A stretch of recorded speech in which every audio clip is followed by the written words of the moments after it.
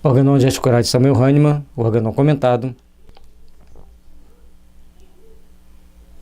O velho e experiente carpinteiro, embora sem ser usuário de aguardente, jamais ingerirá água fria, contrária a contrárias, em casos em que seu trabalho ou sol o levou a uma febre queimante. Então, trabalhou um sol muito quente, muito escaldante, está com a febre, ele não vai tomar água fria, vai tomar uma aguardente. Conhecendo as consequências danosas de tal procedimento, ele ingerirá, ao contrário, um pouco de líquido que lhe provoque calor, um gole moderado de aguardente.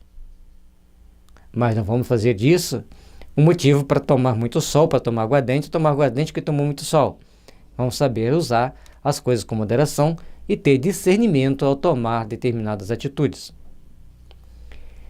A mestra da verdade, a experiência, convence-o da grande vantagem e do benefício de tal procedimento homeopático.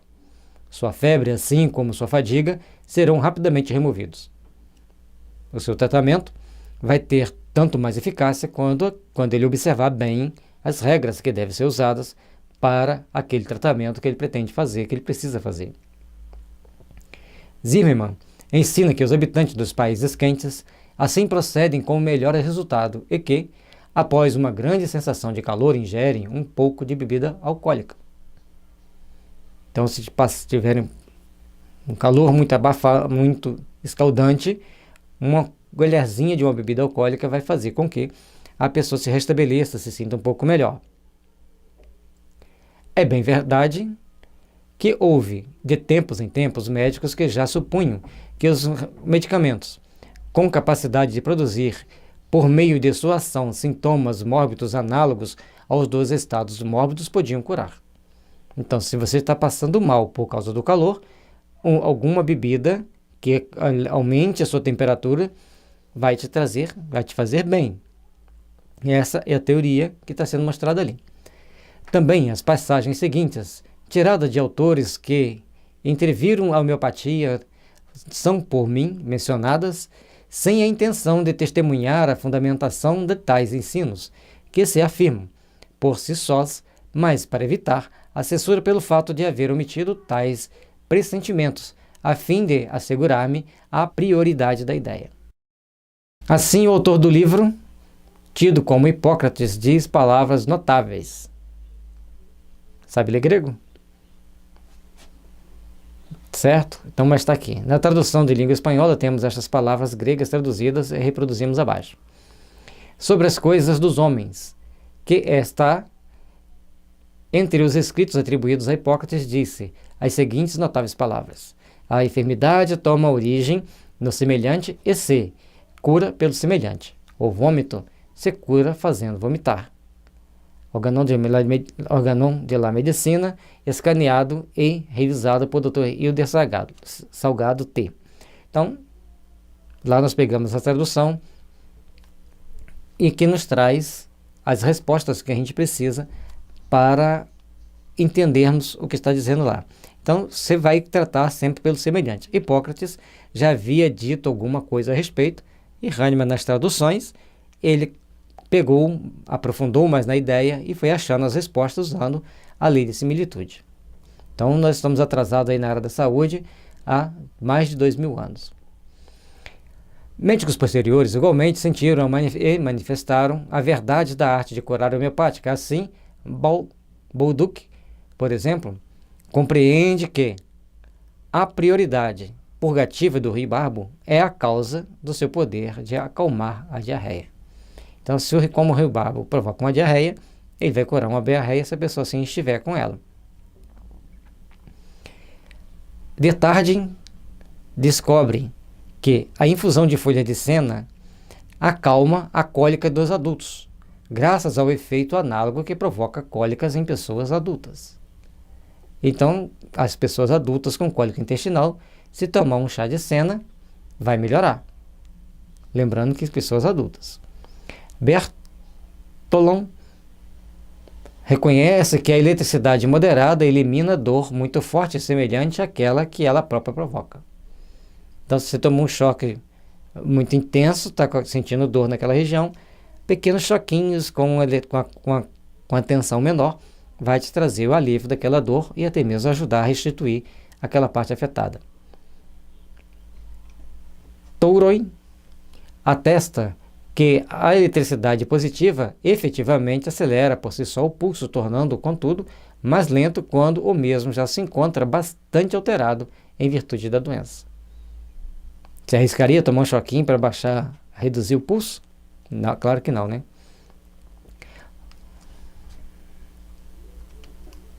Von Stoick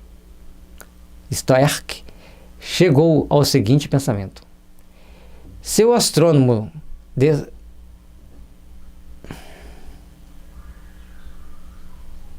Von Stoick chegou ao seguinte pensamento: se o estramônio desarranja a mente, levando a pessoa saudável à loucura, então ele deveria poder experimentar se ele seria capaz de restituir a razão sadia aos loucos, através de uma reorganização de suas ideias. E o estramônio é o principal remédio do louco dentro da homeopatia. Mas o médico militar dinamarquês Stahl foi o que melhor expressou a sua convicção a esse respeito pois ele diz: inteiramente falsa e equivocada é a regra admitida da arte medicamentosa segundo a qual devemos tratar com meios opostos, contrários. Pelo contrário, diz estar convencido de que, através de um meio que provoca um padecimento semelhante, similibus, as doenças podem ser aliviadas e curadas, queimaduras através da aproximação ao fogo, membros gelados com a aplicação de neve ou água gelada, inflamações e contusões através de espirituosos, curando, assim, a tendência para a acidez gástrica por meio de uma dose muito pequena de ácido sulfúrico, obtendo um feliz resultado nos casos em que se havia, em vão, ministrado uma grande quantidade de pós-absorventes. Lembrando aqui que ele fala no ácido sulfúrico, pequenas doses, CH5, CH7, não vai ninguém tomar uma gota de ácido sulfúrico para aliviar um problema que vai morrer. Quando fala pequenas doses é porque ele está diluído e dinamizado. Esteve-se, por vezes, tão perto da grande verdade, porém, contentou-se apenas com uma ideia fugidia, permanecendo até hoje irrealizada a indispensável transformação do tratamento medicamentoso obsoleto desta terapia inoportuna, dominante, em uma genuína, certa e verdadeira arte de curar. Então, para que a gente consiga nos melhorar, para que a gente consiga se aperfeiçoar, nós temos que procurar entender. O tratamento deve ser pela homeopatia. E aí ele fala que as pessoas estiveram tão perto de chegar ao resultado da homeopatia e não chegaram. Não deu o clique, porque o clique só é dado naqueles que têm a missão de fazer aquele trabalho. Se os outros tivessem começado a pesquisar a similitude, talvez o serviço não teria ficado tão bem feito, porque Hahnemann foi preparado antes de reencarnar para cumprir aquela missão. Assim como todos nós, antes de reencarnarmos, somos preparados para cumprir uma determinada missão, para cumprirmos uma determinada caminhada para o nosso aperfeiçoamento, para a nossa melhoria. Hahnemann era um apaixonado pela sua descoberta e intolerante com os tratamentos vigentes. Talvez se ele deixasse de agredir tanto a alopatia, ela teria menos força como teve para atacar a homeopatia. Mas quem somos nós para julgar? Cada coração tem seu motivo para expressar o que sente e como sente. Então essa é uma observação que a gente faz sobre a forma com que ele agia com tanta dureza com aquelas pessoas. E a gente descobre hoje, com os recursos que nós temos hoje, que não vale a pena. Quanto mais você contesta, mais a pessoa contesta você também e usa o mecanismo que eles têm, normalmente financeiro, para tentar te massacrar. Então, o melhor que a gente tem a fazer é fazer a nossa parte, convencer quem quer nos ouvir, esclarecer quem quer aprender e deixe que os outros sigam o seu caminho. Hoje, à luz do Evangelho de Jesus e do Espiritismo, estamos buscando entender Hahnemann e valorizarmos mais o seu trabalho. Destacamos alguns conceitos e esclarecemos outros que estavam obscuros para os que estudam a homeopatia sem levar em conta aqueles conhecimentos. Quando a gente coloca esse texto aqui, é porque com o Espiritismo vem muitas informações à tona. Ao mostrar os processos da reencarnação, aquilo que nós trazemos de outra vida, como que as doenças se manifestam através do perispírito, até mesmo pela influência de espíritos, a homeopatia ganha uma lógica transcendente que fica muito claro para nós podermos entender, que fica muito claro para nós podermos aceitar e continuarmos a obter os melhores resultados naquilo que nós nos propomos a fazer. Bem como usamos os conceitos religiosos do cristianismo, porque ele é o que conhecemos e entendemos que é, quando bem entendida, a mais completa para a finalidade desse estudo.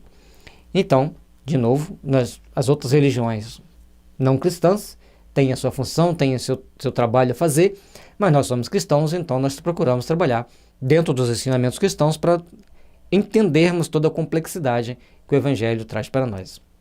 E que as consequências de transgredir as leis do Evangelho acarretam em nossa vida. Logicamente que as pessoas falam assim, mas eu tenho que me polir, agir muito educadamente, muito eticamente, moralmente. Isso é praticar o Evangelho. Se você faz isso, ótimo. Se você não precisa do Evangelho, respeite aqueles que precisam. Então todos nós temos que procurar entender o outro. E quando nós estamos harmonizados, nós entendemos o outro, nós fazemos nosso trabalho, sem entrar em melindres, sem entrar em processo de ferimento desse ou daquela pessoa. E ao exaltarmos os tratamentos espirituais realizados pela doutrina espírita, estamos esclarecendo uma religião científica, mas sem desprezar outros tratamentos espiritualistas realizados por outras religiões. Então, quando a gente exalta o que nós estamos trabalhando aqui, o passe, a reunião mediúnica, o esclarecimento de espíritos, a evangelioterapia dos moldes espíritas, respeitamos as outras religiões. Apenas vamos valorizar a nossa, como todo mundo valoriza a sua. E aí basta o entendimento para a pessoa saber como agir, como proceder diante dos fatos e o que é o melhor para um ou para outro. Logicamente que a doutrina espírita vem para esclarecer Jesus. E todos aqueles que são cristãos, ao entenderem o esclarecimento de Jesus, não tem por que ter melindres com a doutrina espírita.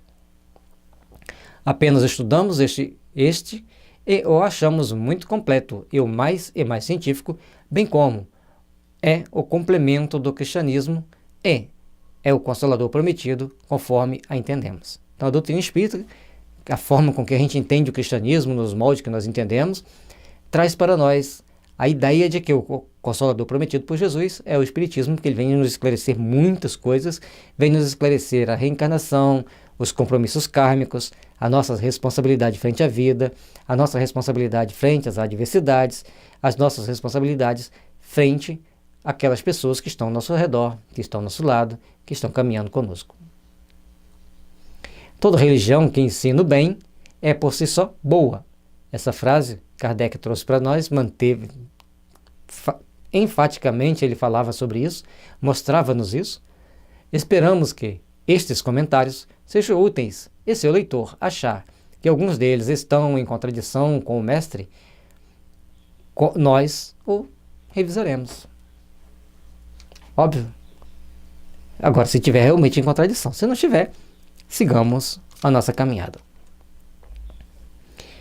E a gente agradece de novo aos grandes mentores da homeopatia para que a gente possa ser sempre um instrumento do bem, um instrumento da paz, um instrumento das realizações superiores ao longo da nossa caminhada.